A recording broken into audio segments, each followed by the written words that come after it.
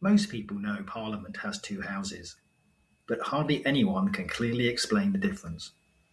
After this video, you'll be one of the few who can.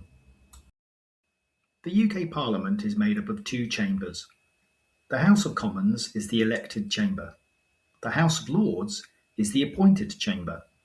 Together they make and check laws.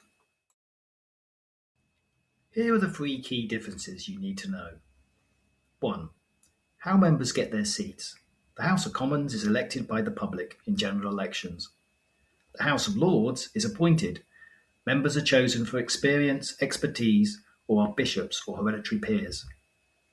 2. Their main powers. The Commons has the final say on laws and controls government spending. The Lords can suggest changes and delay bills, but they cannot block laws permanently.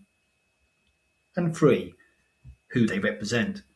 The Commons represents the public. Each MP speaks for a local area called a constituency.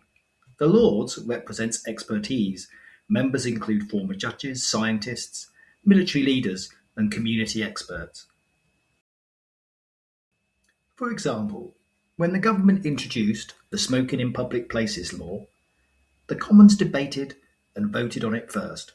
The Lords then reviewed the bill, suggested changes, and sent it back. But the final decision rested with the Commons, and the law was eventually passed. So why does this matter for your GCSE? Because exam questions often ask you to compare the two houses, or explain their roles. If you can describe how members are chosen, what powers they have, and who they represent, you'll score full marks. So a quick recap.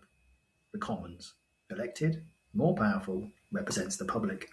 The Lords, appointed, revising chamber, represents expertise. Together, they make and check the laws that run the country. Don't forget to like and subscribe.